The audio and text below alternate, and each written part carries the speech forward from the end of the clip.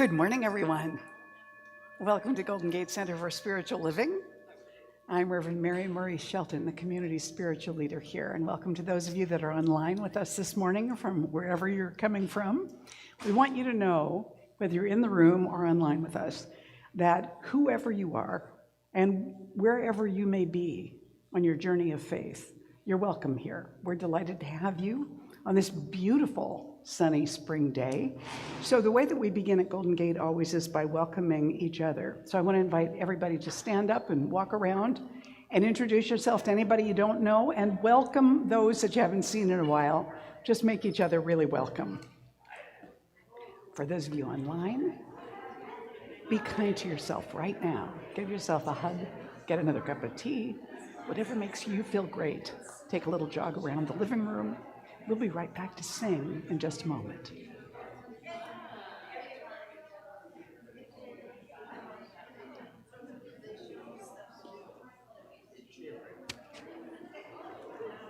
Good morning. I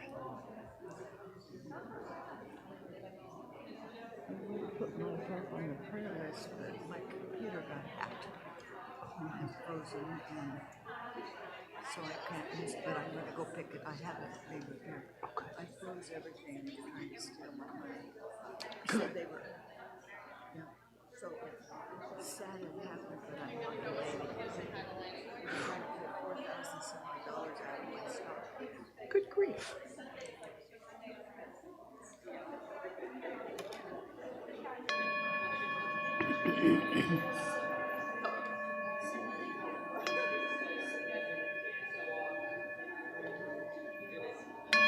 Whoa.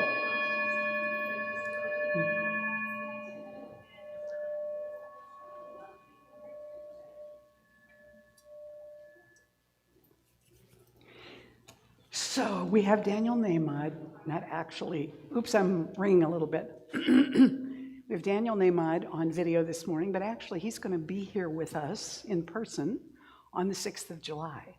So we'll have him right here, and then we're going to do a little concert that day also. And so we'll have to figure out if we're going to have it over at the Sunrise Center or here, and whether we're going to have a potluck and all that. But we'll figure that out later. Just want to let you know that he's coming. So we're going to go ahead and start with him. This is a song we haven't sung in a while. It's not too hard. I'm going to invite you to stand, and we're going to get ready to sing with Daniel right now. Hello, my friends at Golden Gate. It's Daniel Nahmad, still here in Orange County, and still honored and grateful to be given the opportunity to sing some songs for you today and to sing some songs with you. Let's start with this one from my album Sacred Love 2. It's one of my favorites to sing with a group, and I wish I was there in person, but I'll be able to hear you from here. Here we go. That means sing out. As soon as you get it, sing out. There is a song that my heart always sings, and you are the melody.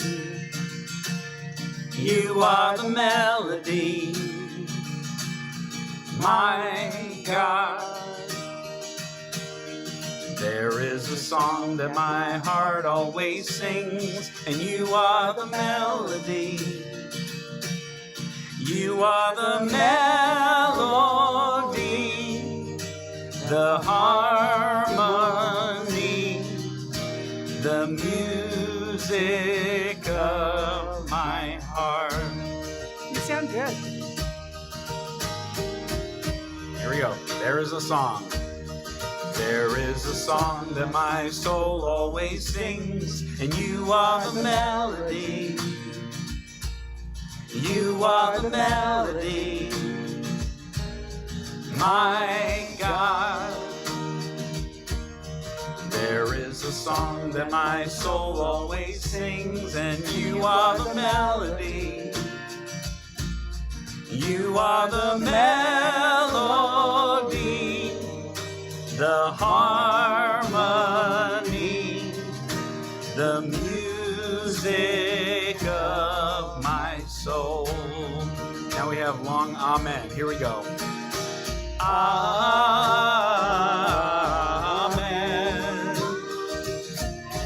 Amen. Now it goes up. Amen.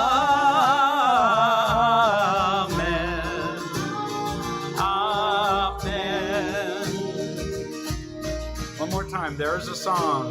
There is a song that humanity sings, and you are the melody. You are the melody. Oh God. There is a song that humanity sings, and you are the melody. You are the melody, the harmony, the music of us all. You are the melody, the harmony, the symphony of all. Now we have a couple of amens. Here we go. Amen.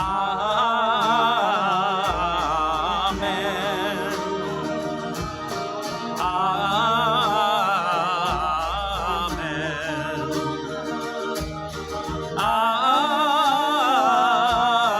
Amen.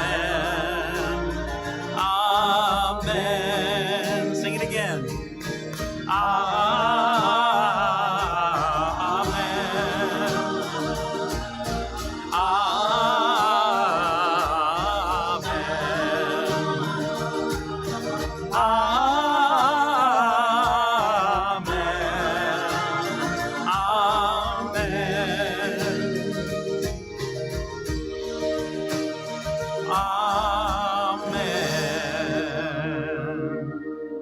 Nice job. I know that's not the Yeah, easiest song to nice sing. job, everyone. Thanks for joining me. I'll see you in a few minutes. Give yourselves a hand.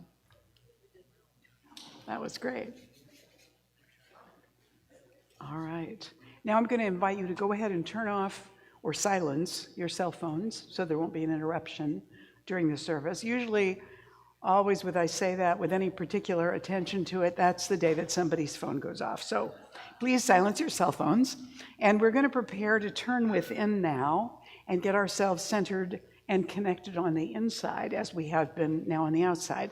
So I'm going to invite our morning prayer practitioner, Reverend Judith Fleener, up, and she'll pray us in.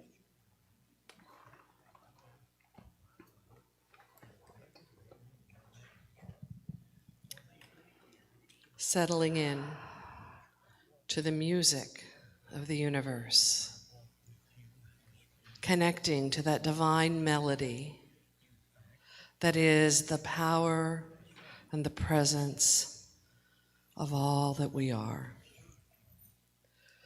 Just settling in to that, knowing that we are the ones that create the harmony. I just take a moment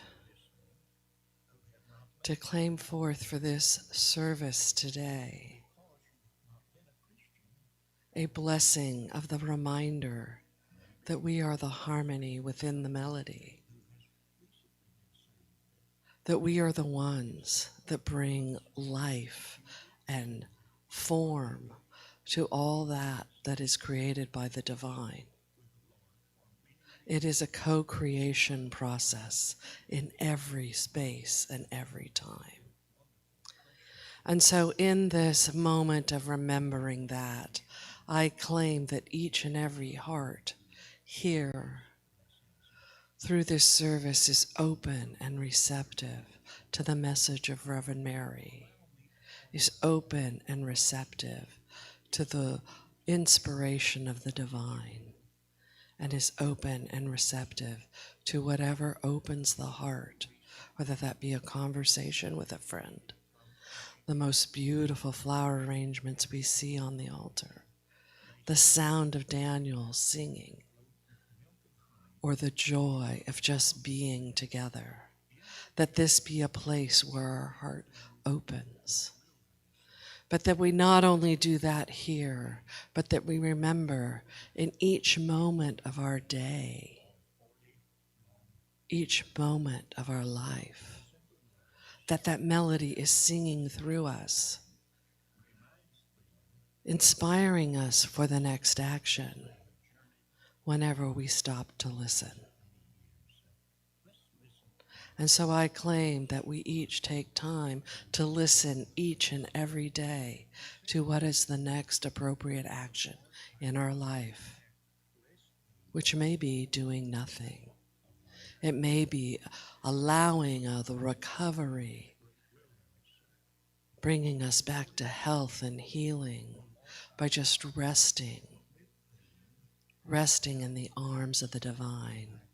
And so I claim healing, rejuvenation, relaxation, which allows for the next inspiration and the next action. And so I am grateful for this time together that is that opening of the heart that reminds us to keep our heart open and our ears listening for the divine guidance that is always there. And so it is.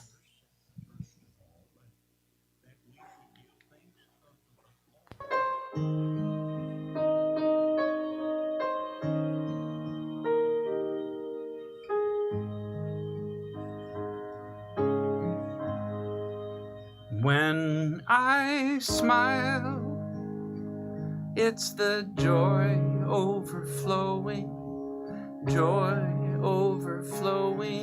from you. When I smile, it's just the joy overflowing from you. What can I say? How can I thank you for the day, oh God?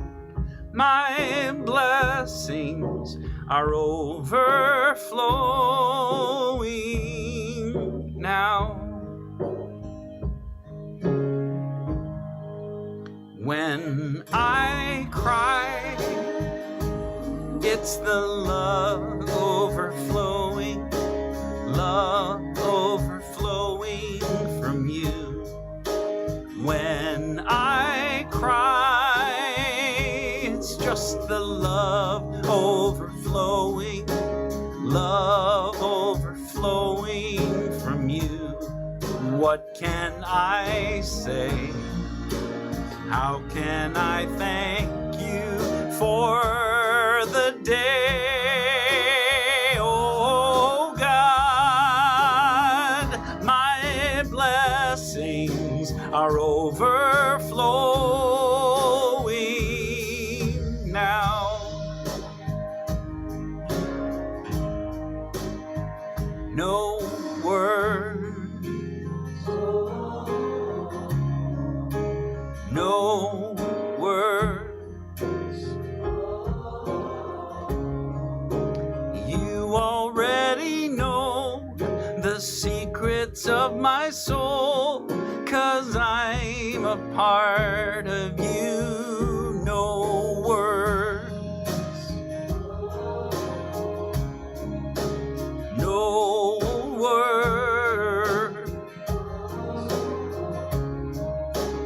You're the sacred truth in everything I see, in everything I ever do.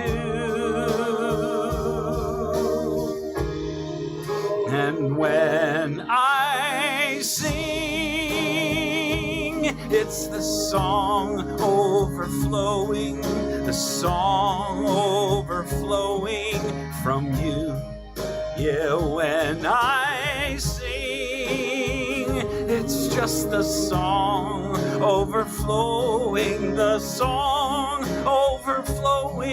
from you. What can I say? How can I thank you for the day, oh God? My blessings are overflowing.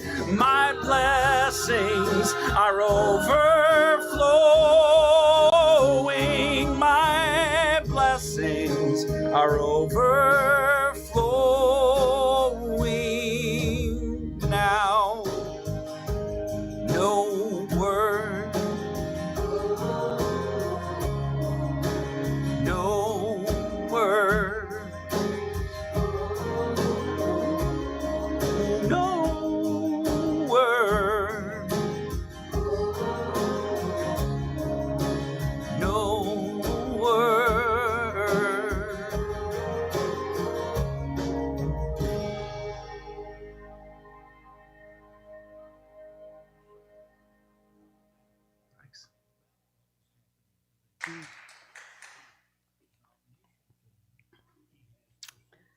Yes, we are rising higher and growing deeper. And this month of May, we are talking about raising our vibration. So today's theme is catch a higher vibration. And it reminds me of the visioning practice that we do every month. Actually, several times a month. I do it with my meditation group. In fact, I think visioning is the one that's coming up this Wednesday night, actually. And then we have a visioning team that also does visioning for Golden Gate for various areas that we're interested in to help inform our leadership council of the direction that Spirit is leading us. And one of the things about catching a higher vision is that the essence of catching it is about receptivity.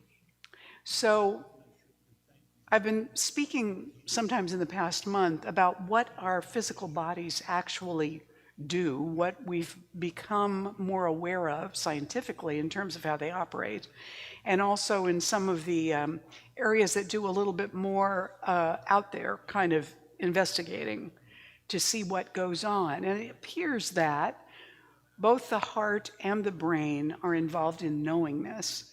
And then the gut, of course, is kind of like a second brain to us. So these three centers are important in our system for regulating everything that our bodies do. But we have to recognize that we are a vibrational system. We are an electrical system. We put out vibrations, at least from our heartbeats, but also from other more subtle activities in the body. We put out a vibration. It's said that when you hear, if you can hear the universe, maybe astronauts, when you hear it, the sound of the universe is a B flat, but it's about 8 octaves lower than middle C. So I guess it's something that is perceived on machines, not with the ears of astronauts. So if the universe has a tone, has a note, that in spiritual traditions we think of as the Om vibration, the vibration of creation. And each one of us as an electrical system is putting out a vibration that might have a particular note or a particular sound to it. Maybe it varies depending on where we are and how we feel. I don't know. But we're contributing something to this overall sound of B flat, that somehow we're contributing to the vibration of the whole. So the question becomes then for us, what is a higher vibration? Is it just a higher note? Well, when we speak about a higher vibration in spiritual terms, what we're really talking about is increasing our ability to perceive more than just the appearances that are presenting themselves to us, to perceive more in our thinking, to perceive more in our application of life, of spiritual truth, than we do on a day-to-day basis, to allow ourselves to begin to match that vibration with someone who is more uplifted, more enlightened, more grounded in spirit. And we can lose track of that in various ways in our lives if we're not paying attention, if we're not grounded, if we have a practice of always looking to the negative, then we're more likely to align ourselves in vibration with something lower rather than something higher. We notice this as we're getting older and our physical senses are changing. Maybe we're less able to hear everything as clearly as we once did, but what that does then is it draws us into listening within a little more. And sometimes that can be what's important for us to do. However, not always. Harry consulted his family doctor about a concern he had. He said, "Doctor, I think that my wife is getting hard of hearing." And the doctor said, well, don't worry, Harry, there's a simple test you can run to see how bad the problem is. So start out 40 feet away from her, and in a normal conversational speaking tone, say something and see if she hears you. And if not, go to 30 feet and then 20 feet and so on until you get a response from her. So that evening, Harry's wife, Fran, was in the kitchen cooking dinner, and Harry was in the living room, at the other end of the living room. And so in a normal tone, Harry asked, Fran, what's for supper? No response. So he moved to the end of the room, a little closer to the kitchen, and he repeated, Franny, what's for supper? No response. So next, Harry moved into the dining room and said, honey, what's for supper? Still no response. So Harry walked right up to the kitchen door and said, honey, what's for supper? And again, there was no response. Now Harry's getting pretty concerned. And so he walked up right behind her and he said, honey, what's for supper? And Fran responded loudly and somewhat impatiently, for heaven's sake, Harry, for the 5th time, it's chicken. The actual hard of hearingness was not in her, but in Harry. And isn't this so typical of us? We perceive a problem in somebody else, and the truth is actually the problem is ours, and we've just projected that concern onto them without any awareness that we're the one that's having the issue. Have you ever had that happen?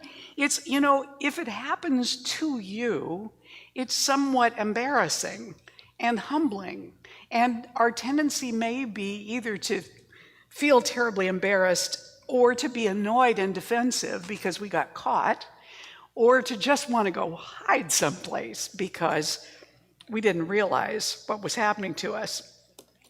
Our physical senses, our sight, our hearing, our taste, our smell, our sense of touch, our bodies are vibrational interpreters. And it's actually the brain that takes those vibrations that we're receiving from any one of those senses and interprets it.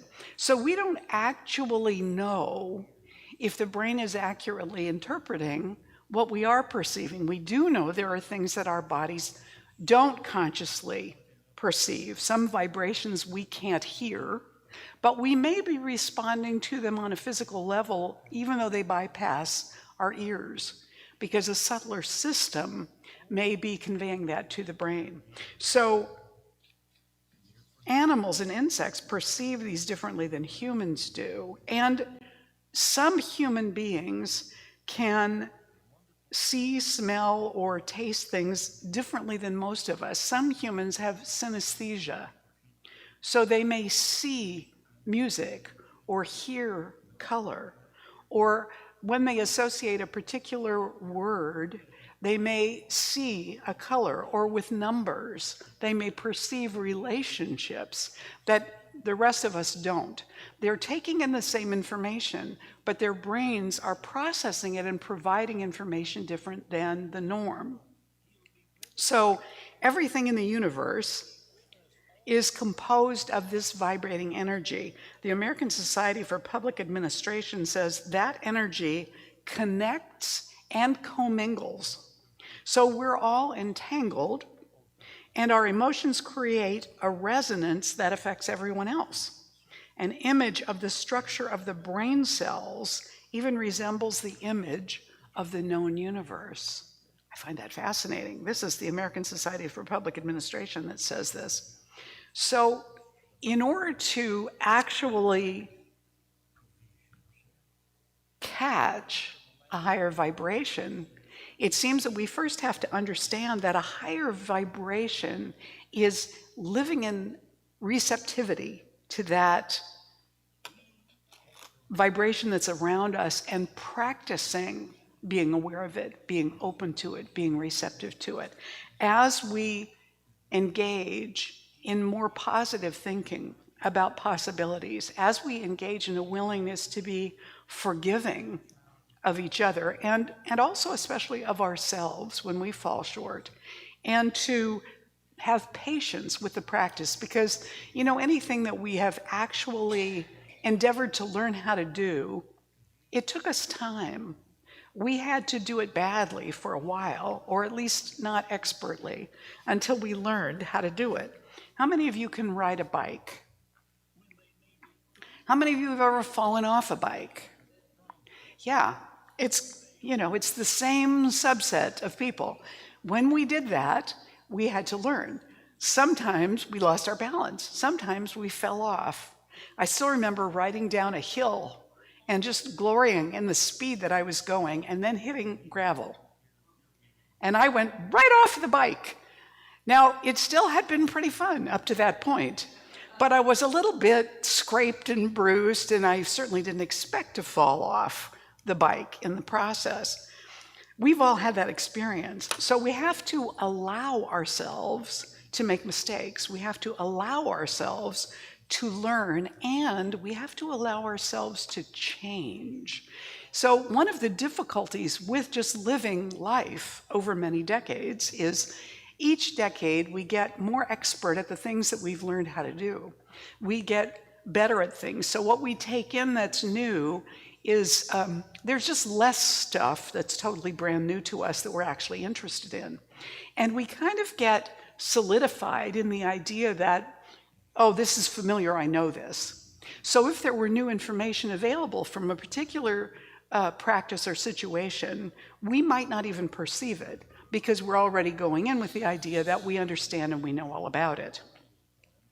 Allowing ourselves to change means that we have to go into areas where we are vulnerable, where what's going on there and what might come of it is more or less unknown.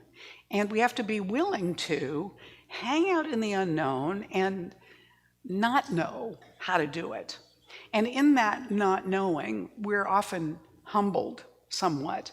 Have you ever had, and this probably, in my experience, this happened when I was younger, that when I was 10 years old, I lived in an apartment complex that was very large and there were a lot of kids. And there was also an Olympic-sized swimming pool that had gone in.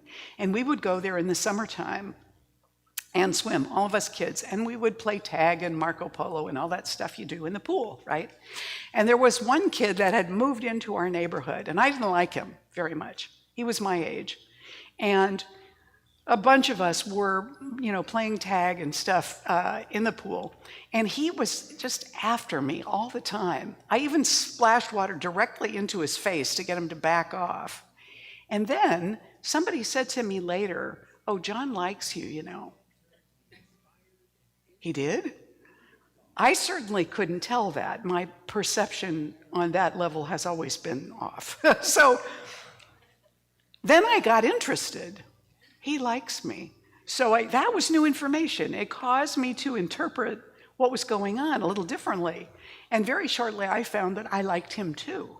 So my perception changed when I began to interpret his behavior differently because of something somebody had told me.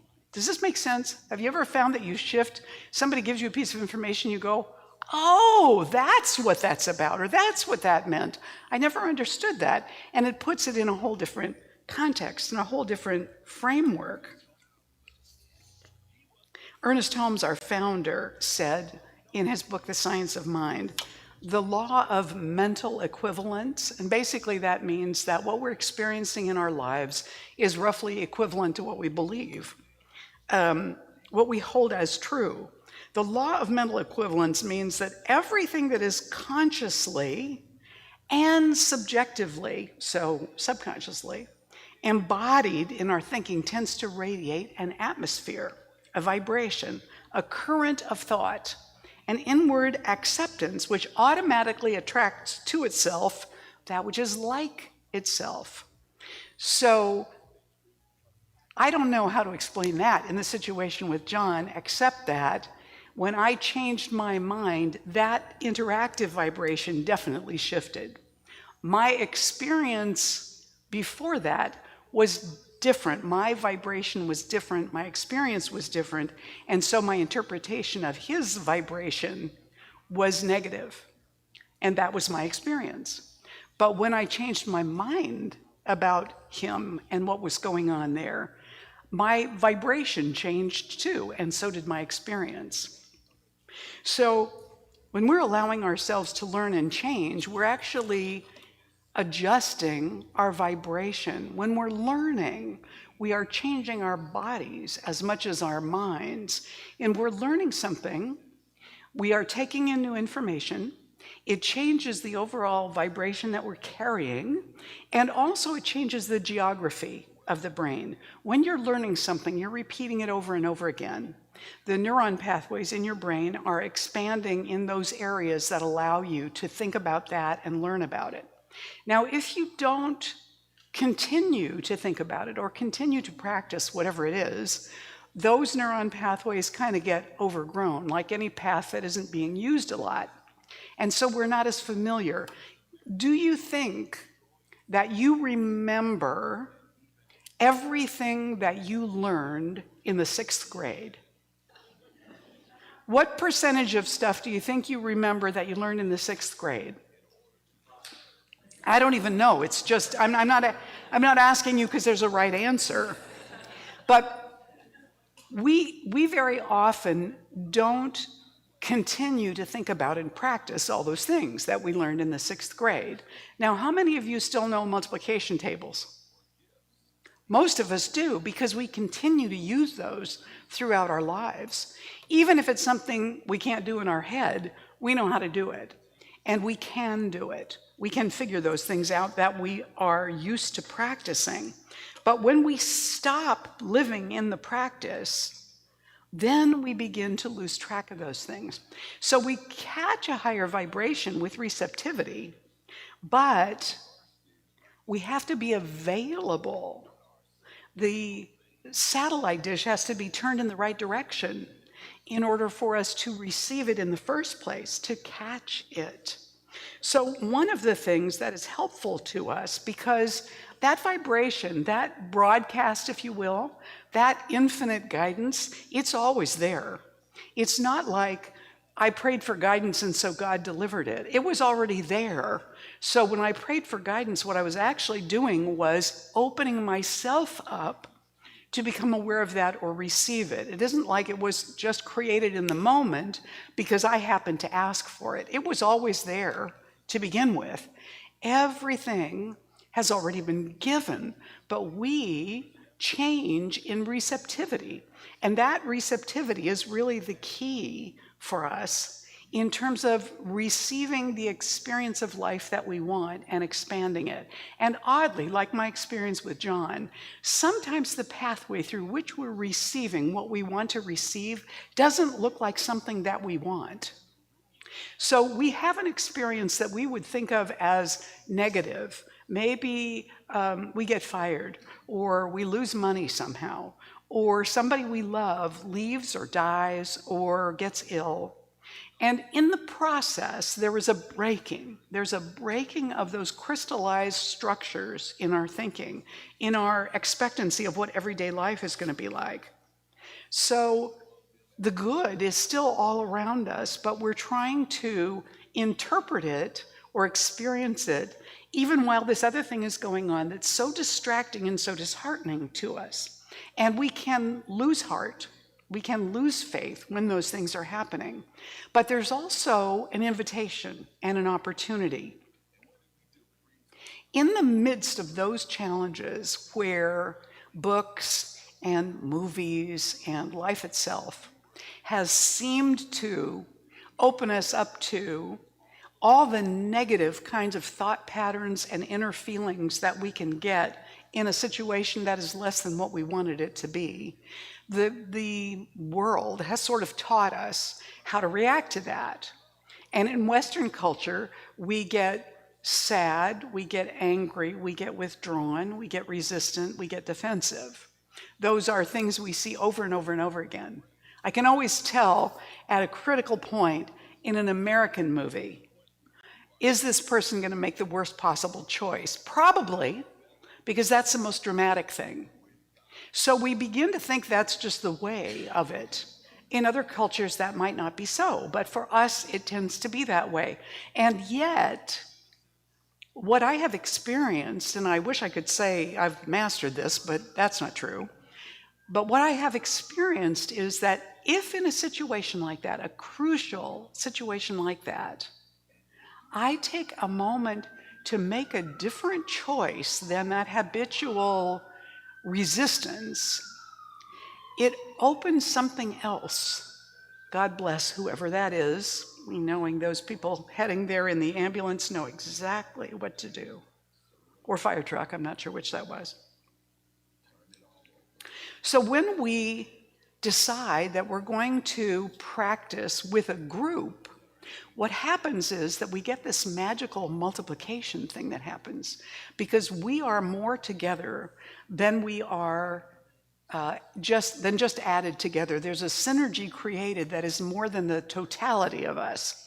And so when we come together like that, we're creating a more expansive, louder isn't really the word, but we're creating a bigger envelope of vibration than just one of us or two of us. We begin to experience something more. Jesus said, when two or more of you are praying together, there will I be in the midst of you. It's kind of like the universe saying there is an additional factor that comes into a group when you're doing something together. Sometimes it turns into mob mentality and you have a riot. Sometimes it turns into a moment of catching that higher vibration and experiencing something greater because we are together. We become entrained. The minds, the heartbeats become entrained when we are together. It happens when like-minded people pray together in the same physical location for the same purpose. Although now with Zoom, I'm not sure it doesn't happen that way too, because we know that God isn't limited by time or space. So maybe even on Zoom, when we're meditating together, for example, in my Wednesday night meditations, when we're meditating together, we're experiencing something greater than if we were alone, even though we are alone in our own space when we do it. So the more people that are involved, the more difficult it is to disrupt that entrainment once it's established. When a group is physically together and consciously, intentionally coherent in a focused agreement about what they're trying to accomplish or what their intention is together, what direction they want to go, they come into a harmonic vibrational resonance. You know, if the universe is the melody and we're the harmony, the universe needs that to make the whole orchestral sound. Each one of us is necessary. We're all necessary notes. Our founder, Ernest Holmes, is now I want to say before I read this is from the Science of Mind textbook also. In the early days of New Thought teachings, this grew out of Mary Baker Eddy and Christian Science and her teacher, Phineas Parkhurst Quimby. They talked about the consciousness of people, the shared consciousness of human beings. This would be what Carl Jung would call the collective unconscious, the archetypes, the place where we hold things in common that we can become aware of without any conscious intention because we're immersed in that group consciousness.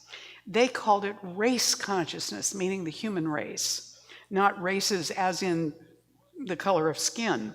So Ernest Holmes says race suggestion is a very real thing, and each individual carries around with him and has written into his mentality many impressions which he never consciously thought of or experienced. When we realize that the individual's subjectivity is his use of the one subjective mind, this collective unconscious, we shall see that a subjective unity is maintained between all people, and that individual mentalities who are in sympathetic vibration with each other more or less mingle and receive suggestions from each other. This is the meaning of mental influence, which is a very real thing indeed. Rupert Sheldrake, I'm going to call him a molecular biologist, I might not be right about that, Do you know Dwight? Is Rupert Sheldrake? You don't know. He's done work on this for 20, 30, 40 years now. He calls it morphogenetic fields. The idea that an idea that is, well, he talks about it in terms of atoms too. If you take paired atoms and separate them, doesn't matter how far apart they are, what you do to one, the effect shows up in the other one at the exact same time, even though they're not together. He calls it non-local connections. And he talks about it being the same among species that are the same, like human beings. So non-local connections exist within us too. Some people know who's on the phone as soon as it rings. That would be a neat trick. I don't have that, but some people do. It's not just coincidence, they're actually aware of it. It's an odd thing to experience a vibration of some sort when you weren't expecting to.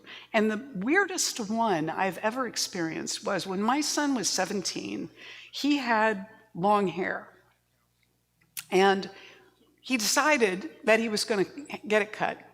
And so he went to our hairdresser at that time, and we braided his hair in the back, and she invited me to cut the tail off. And so I cut this braided tail off, and we kept it. We took it home with us. I don't know, I'd set it down somewhere at home. And I don't know if it was the next day or a couple of days later, I went over and I picked this up, and I dropped it immediately. And what I said out loud to Amanda was, "Oh, it thinks it's still attached to him." I don't know exactly what it was about that piece of hair, but it did not feel like a disembodied piece of hair to me.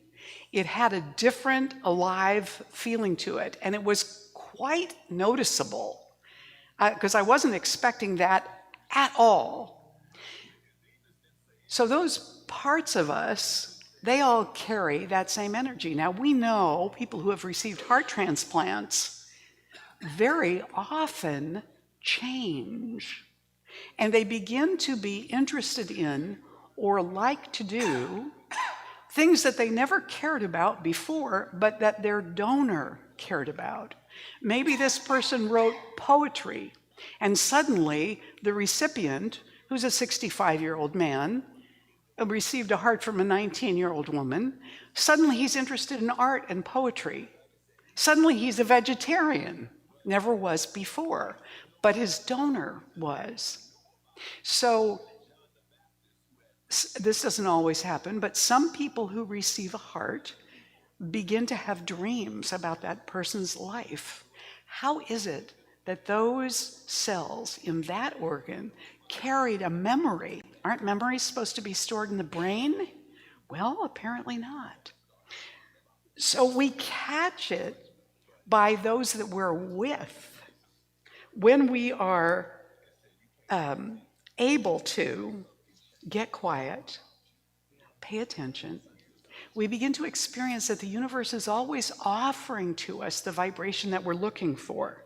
When we practice in community, we get a larger sense of it. It can come to us more easily. We don't have to be so individually receptive. But we also need to repeat that. We need to study it or look into it or find out more about it. We also need to experiment with it. Try it out. Don't just assume it's true, but try it out. Give it the benefit of the doubt. See what happens. You can even actively believe something else and still try it. I know when I started doing A Course in Miracles many years ago, one of the things it said is, you don't have to believe these lessons. All you have to do is do them. Just do them and they'll work on you. You don't have to believe any of it. You can actively dislike what it's saying. It's okay. Just do the lessons and see what happens. So when we live kind of unconsciously or non-consciously, we don't really train ourselves to hold the vibration of what we want. And so two things happen. One is we tend to be a lot more stable in our negative vibrations than our positive ones, because there's so much negative belief in the atmosphere around us. It's really easy to tune into that. That means a person in a bad mood would be a lot more likely to bring somebody in a good mood down, because that stability in the negative was stronger. So the second thing is that we're then at the mercy of whoever is around us. So what is better for us is to stabilize ourselves in that more positive thinking, in that higher level, to really practice that, to really exercise it, to really experiment with it. Because when we do that, we stabilize that positive vibration. And also, we want to give ourselves the opportunity to discover that we've wandered off into negative thinking again. You know, we want to be kind and generous to ourselves as we're learning and just go, oops, and come back, rather than berate ourselves about, God, I'm never going to get this. I'm no good at this. I don't like this. No, don't go there. Just say, okay, I made a commitment to myself. I'm going to think more positively. I'm going to practice this. And so move on. That's what I'm going to do. All we have to do is stabilize our vibration. So that means we're not so affected by somebody else's negativity. In fact, if we're really stable in that positive vibration, we may lift them. And that's what it is to catch a higher vibration. If you're very stable in an uplifted positive vibration, and somebody else is pretty consistently stable in a lower negative vibration, one of two things will happen. One of you will influence the other, or this person will leave. They will not be able to stand to be around you, because those two don't coexist together comfortably, yeah? And so we want to shift our focus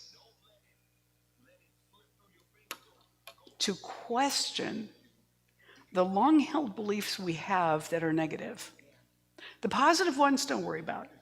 But the negative ones, and you have a thought and it makes you angry or feel sad or depressed or discouraged, that's a thought to question, because probably it's a thought you're absolutely sure is accurate and true. But what if there were a different way to look at it? What if there were a different way to interpret it? What if there were a different way to understand it? Okay, so Aunt Helen is really ill. So what does that allow? Well, in my family, that kind of thing allows the family to sort of gather and come together, which they don't do very often otherwise. So it gives us an opportunity to reconnect, to experience together our love for Aunt Helen. It may be something in her passing that actually inspires and uplifts us and gives us a different perspective on that experience of transition. So there could be good embedded in that experience of Aunt Helen's illness and going on that we wouldn't have expected. Are you with me here? Is this making sense, what I'm saying? So if there is an opportunity, then we have to be receptive or we may miss it. We want to choose to adapt or choose to consider other possibilities. And what that means is that we have to be able to handle being uncomfortable. Not my favorite. We have to be able to allow ourselves to hang out in the unknown and let ourselves feel that vulnerable, uncomfortable place. Because generally speaking, with human beings, it's when something breaks in our life or our experience that we have that opportunity to be more receptive, that we wake up to, God, I need something else. Everything I'm used to doing to cope is not working. You know, what can I do? We get desperate. What can I do? What do I need to experience? A lot of times that's when people start coming to church. And sometimes that moment may change their lives in a good way. So rather than giving up or wallowing in the anger and the sadness, we got to feel them. They're real feelings. They're real emotions. Let them come through. But then shift our focus. Say that we want to move from an experience of lack to an experience of abundance. So we may have at one point in our lives learned how to do affirmations, learned how to embrace feeling more abundant, and then once things got better, we stopped doing that. Anybody ever do that? You ever stop your practice because it's all working now, so yeah. So I don't need to do that anymore. And then we discovered that, we're losing it. Stuff is floating away. We're not, how did I do that? I don't remember how that worked.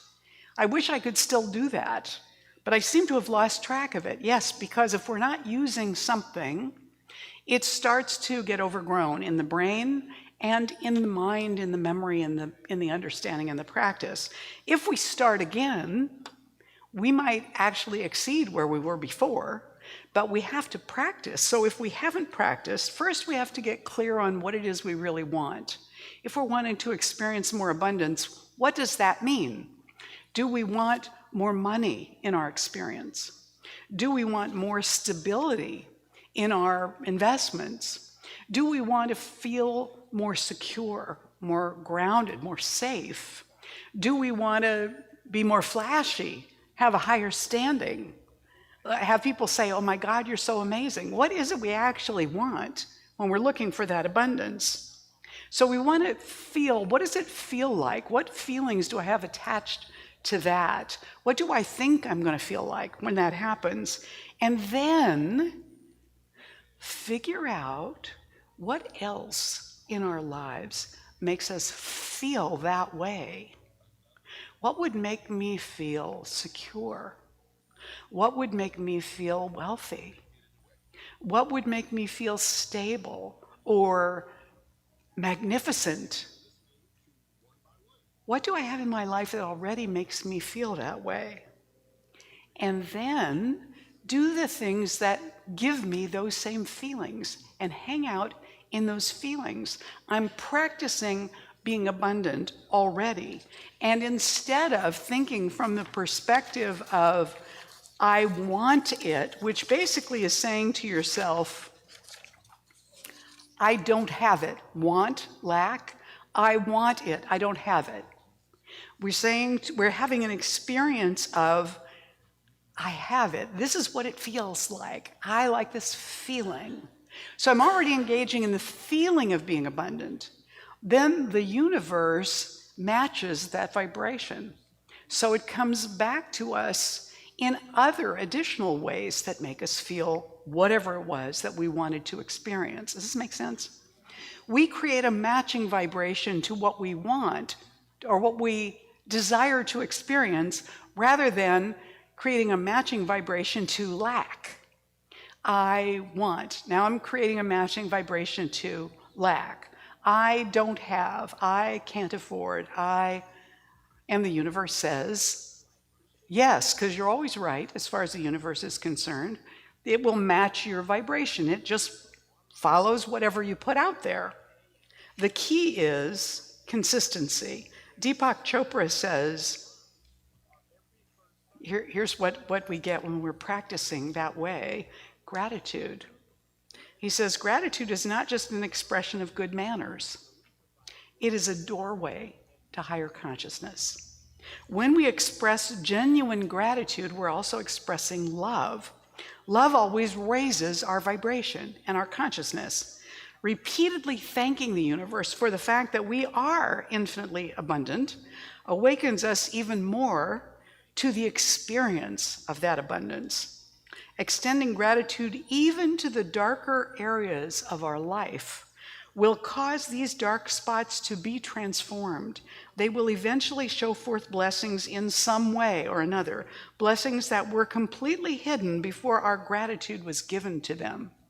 So the assumption that this unpleasant or difficult situation still has a blessing for me, that assumption and receptivity begins to allow the blessing to offer itself. And it will only do that quietly. It won't hit us over the head with it. It's just always there. So our opening to it lets it in the door. In The Magic of the Soul by Patrick Harbula, one of our ministers, in that book, he says, once we reach an ability to create a positive vibration in our environment on a consistent basis, it can become effortless. As with many goals, especially those related to consciousness, we look back and say, how easy it is now. How could I have ever chosen such limitation and fear when freedom was there all along, waiting for me? So here are the things that allow us to use it, to catch it and keep it. We want to retain it by consistency, repeatedly using the tools. What makes me feel the way I want to feel? Let me do that. Let me think about that. Let me be grateful for that. If something comes up that's different and unpleasant, let me find a way to assume something good about it and maintain gratitude. Let me come together with others, with the sacred Sangha, the fellowship of seekers. Let me come together with those people and meditate with them or pray with them, focusing in a direction for greater health or greater abundance or greater harmony in my relationships or greater whatever it is, an expanded level of living at a higher vibration. And we're doing two things. We are bringing our own vibrations up. We're catching that vibration of the universe at a higher level, and we're also stabilizing it in such a way that what we're vibrating into the universe is also available more easily for others. The more of us that are engaged in that, the more that higher vibration is calling others that may just be right on the edge of it and allowing them to be influenced by that stability that lets them also enter into a greater joy of living, a greater experience of peace of mind. So our entrainment increases the stability of the vibration as we work together. And then when we add our gratitude and our forgiveness for the moments we forget or the moments somebody else's vibration is annoying or difficult for us, entering in and letting go. You know, the truth of it is the main practice, I think, is letting go. We don't have to effort and do a lot to make this happen because it's already there. It's already happening. The presence of God is not limited by time or space. We are manifestations of that. And so all of the possibilities of increasing that awareness and vibration are already here. In order for us to open to them, to be more receptive to them, we have to let go of the stuff that we're carrying around that's in the way. And we're all carrying it. So, what are we invited to let go of today, right now, in this instant? Whatever it might be, and just let yourself think about that. There's probably something that it's time to let go of. It'll be something you don't want to let go of. You know, maybe it's a grudge. Maybe you're afraid if you contact your sister to, reestablish a connection that she's going to dump all over you or be angry. Whatever it is, maybe it's time to know you're all connected in love no matter what, and to let go of that thing that you're hanging on to for your own protection, because maybe that is the very thing that's in the way of liftoff. So let's lift off together. Namaste.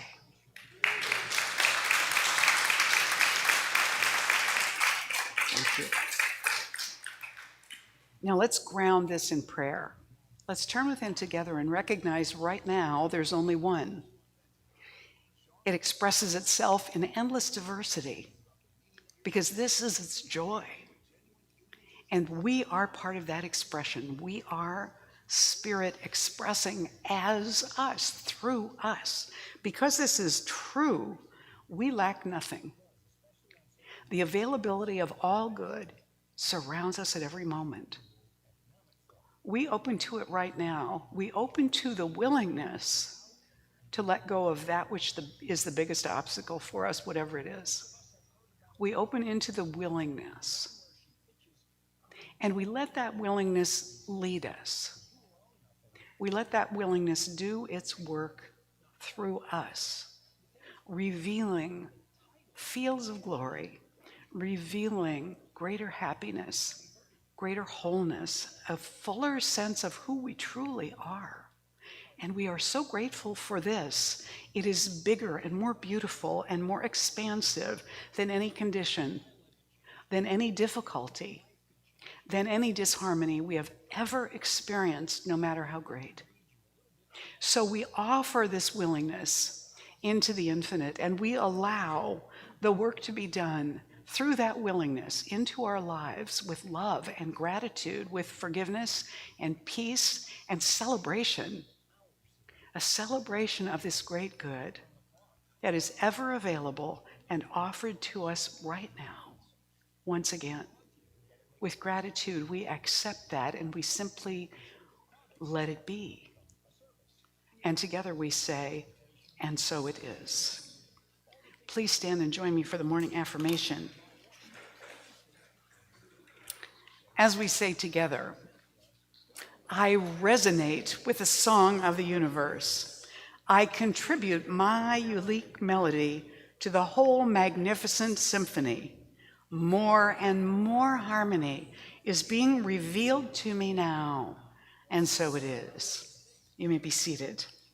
I am inviting the ushers now to come forward. This is our sacred giving time. If you are with us online this morning and you'd like to donate to Golden Gate, I invite you to text the dollar amount you'd like to give to the number on the screen, and then just follow the directions.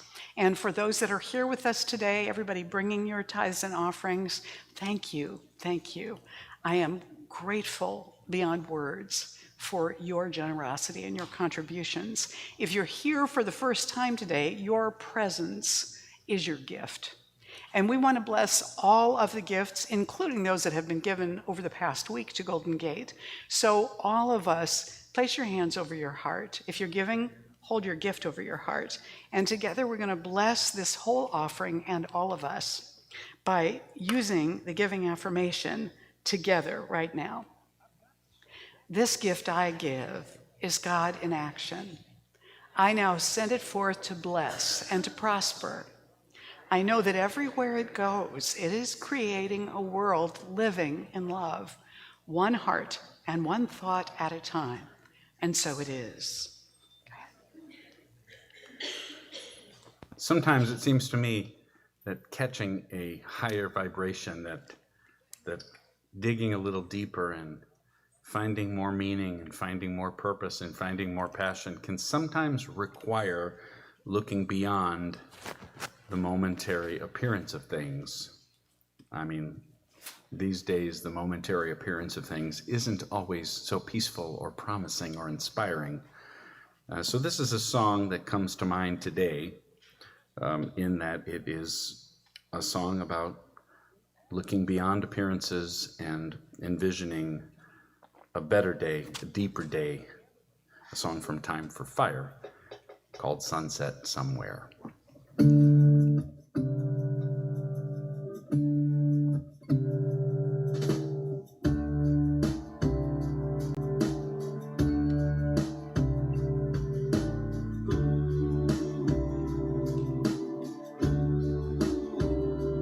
Here I am in the dark, nursing a hurting heart. I've been down for a while, it seems. There's a shadow hanging over my dreams, but still I hope, because I know there's a beautiful sunset somewhere. I won't lie, times are hard. Better days have never felt so far. I've been just barely getting by, feeling like a stranger in my own life. So much is gone, but I'll go on. There's a beautiful sunset somewhere. And I see the light at the end of the tunnel. There's a break in the clouds up ahead. All I need to believe in tomorrow is to lift up my eyes for that golden surprise.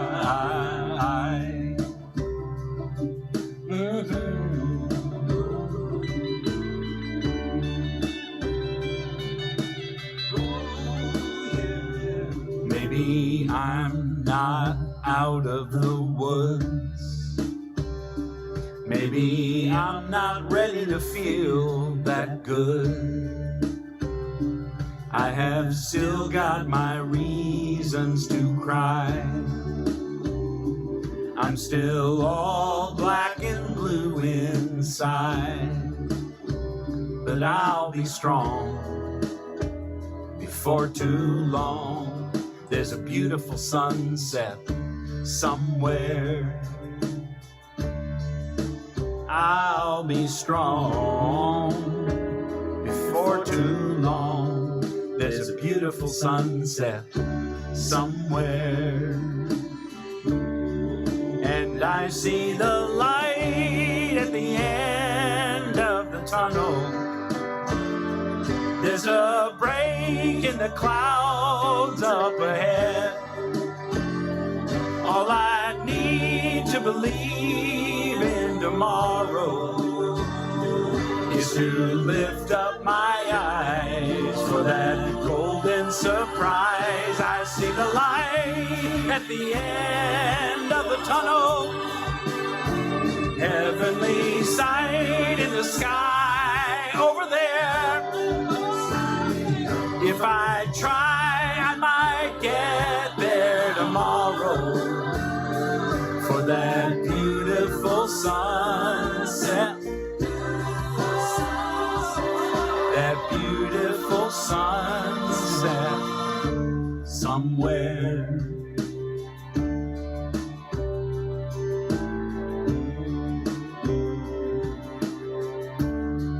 That beautiful sunset somewhere.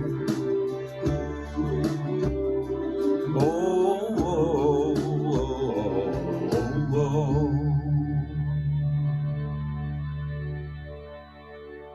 Thanks.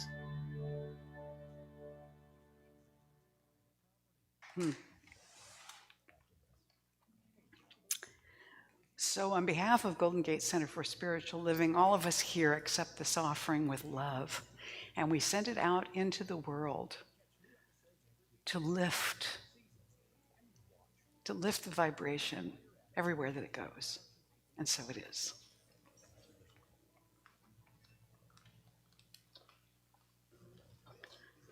All right, for those of you that are here for the first time this morning, there is a welcome table back here on the right with all kinds of flyers and magazines and stuff. Feel free to pick up anything back there, and do pick up a welcome packet.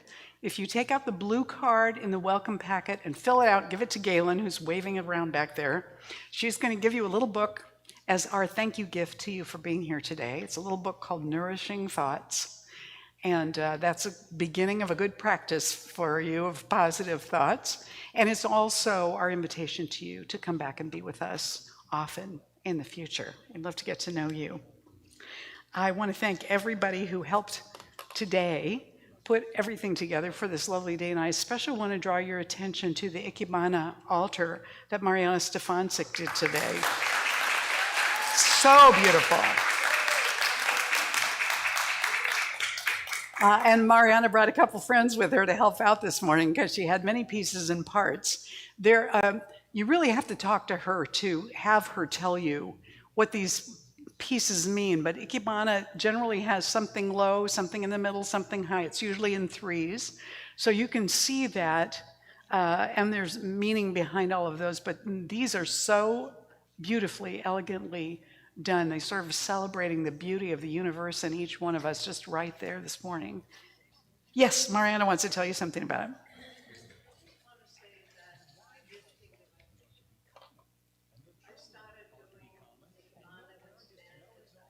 You know, can you come up here, Mariana, because people can't hear you who are watching online, and I'll give you a microphone. Yeah. Okay, here. They can't hear you, and the people online can't see you, but we'll let you talk from there. It resonates so much with your talk today of how to shift into a higher vibration. And you know, dying is also high vibration. I learned that. But somehow or another, I began to study Ikebana and see the simplicity and how it's an ancient Japanese tradition held down, you know, through generations and generations to connect human beings with nature. And it was in a temple, but also now and now it's becoming like everybody's doing here in the culture.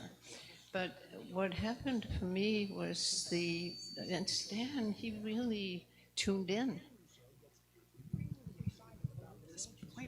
Oh, okay, yeah. So the point is, since you all know Stan, right, that he, in his dying process, this became a connecting element between the two of us. And I don't know, I bloomed inside at the same time as I went through deep grief. And so you can see the simplicity, and the message is heaven. The tall ones are heaven. The middle ones are humans, and the lower ones are earth. And they sometimes lay all the way horizontal.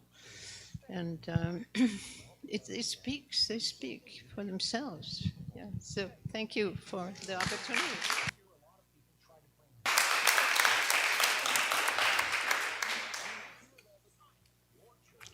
Thank you, Mariana. We hope that you'll do this for us again. It's really fabulous. All right. Now, Memorial Day is coming up. So next weekend is Memorial Day weekend. This is another opportunity for us to fill our altar with photographs of loved ones who have passed on, those who have made their sacred transition into the next adventure of life. But we also always do a slideshow. So if you know people from Golden Gate that you would like to remember especially, email me photos of those people. Tell me a little bit about your experience of them at Golden Gate, and I will incorporate them into our slideshow for next Sunday for Memorial Day weekend. Now, we also have a workshop coming up the 1st of June, which is going to be about, I made up this horrible name for it, but it really is about looking at our finances in the later stages of life. How do you want to look at your finances? How do you want to manage your finances well so that you're making good choices from the best information available? And so there's a couple in the Santa Rosa Center for Spiritual Living who are practitioners. He's retired now. And his daughter runs Coburn Financial, which is an institution for financial learning and insurance and all that. This presentation that Sharon is giving is going to be free, and it is not a sales presentation. That's not what it's for. It's just informational. So she will be here talking about those things. It's a free workshop from 1 to 3 on the 1st of June. And so I'm asking you to sign up at the back table if you'd like to come, because we need to be sure that we set it up in a place that has enough seating for everybody. So if we have this many people, we'll set it up here as long as that date's available, or we'll go to the Sunrise Center, or we'll meet back at the office, depending upon how many people there are. You'll have enough time to eat and then come back. So from 1 to 3, please let us know if you intend to come so I have some idea how much space we need. Now, Reverend Barbara, Dr. Barbara, would you come on up here? As you know, that we have our partnership with Possibility Ukraine, and Reverend Barbara's here with us today, so we're going to invite her to do a circle following the service for a few minutes to talk about the whole thing. Can you come up here so the people online can't see you is the thing. Can I assist? There we go. There we go. Well, how nice to be here. What an amazing talk. Oh, Thanks. This reminded me of when I found Science of Mind when she was my first teacher. And it was like, oh my gosh, if that could all be true. It was awesome. And it leads perfectly to what I wanted to invite you to, Deborah and I together. We're going to be over there for 10 minutes today to invite you to consider if you have any inkling of wanting to do something about what's going on in Ukraine, whether it's singing, praying, knitting, just anything you want to put your toe in, or you want to get deeply involved, or you just want to hear what's happening. Just don't worry about what it's going to look like or when it's going to be. Just come on over and give us your name and phone number, and we'll send you something to reply to. And that's all. We just want to know if you want to play and you want to create that kind of conscious community in a different way inside of GGCSL, it's just another way to do that together. And then there's Ukrainians all around us. So it's an endless possibility. So if you want to do anything, I'm sure we could use it. So just drop by, whatever you think, whatever you like. Thank you. Thank you, Barbara. And thanks for being here. Yeah. So Barbara and Deborah Irwin will be over there in our partnership corner, and we'll set up the chairs over there, and just 10 or 15 minutes together. Also, we have our next food bank service coming up on June 10th. If you're interested in participating in that, please contact Ellen Nicosia. All of her info will be on the screen in just a minute, by June 3rd, to let her know you want to be part of the team when we do that. And finally, prayer. Dana's at the table. I think Karen's going to be at the table also a little bit later. If you want prayer, please go over there, and one of the practitioners on duty will take you back here for private prayer following the service. So, all that said, practitioners, would you please surround the room?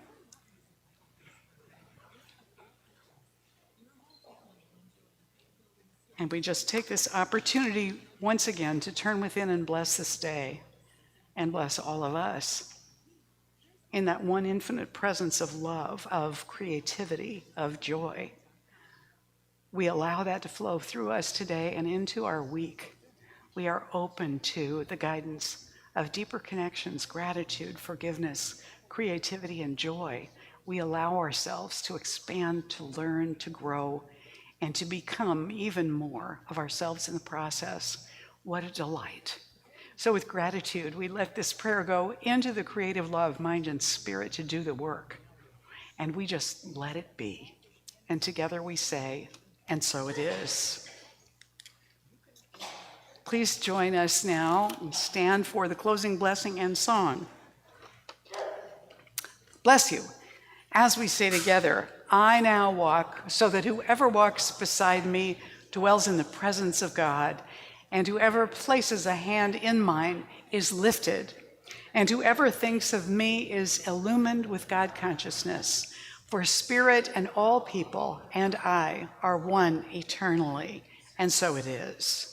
Here's Daniel. Mary, everybody at Golden Gate, it's been great to sing with you again today and for you, and I look forward to the next time.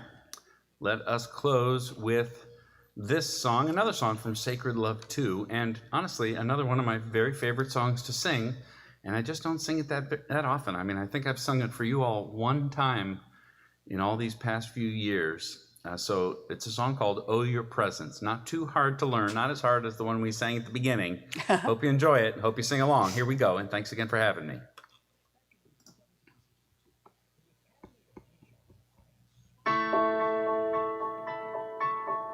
I can feel it. I can feel it. Oh, your presence. Oh, your presence. I can feel it. I can feel it. Oh, your presence. Oh, your presence. It is great. It is good. It is perfect. Oh, your presence. Oh, your presence. It is great. It is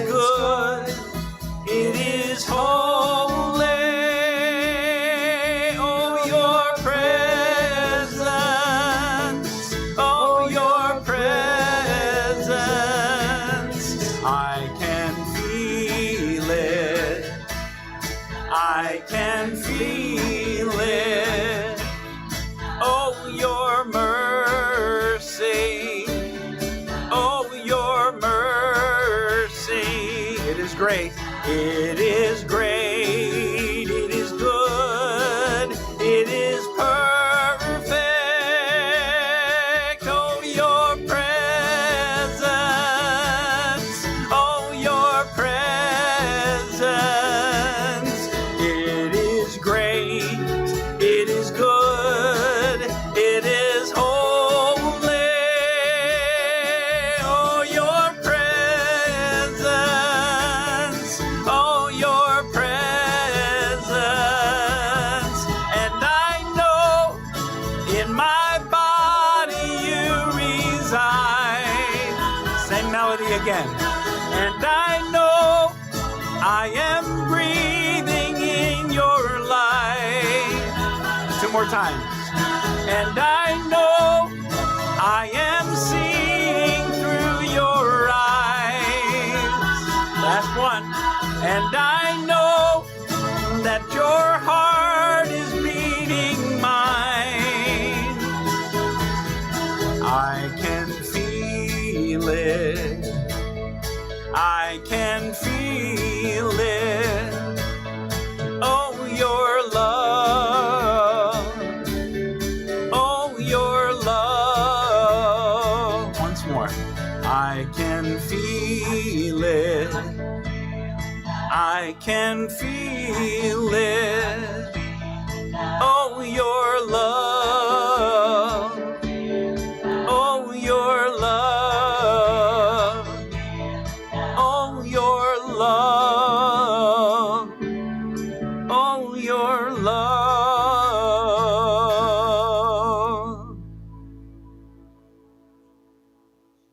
Thank you again, and have a wonderful week. Bye for now.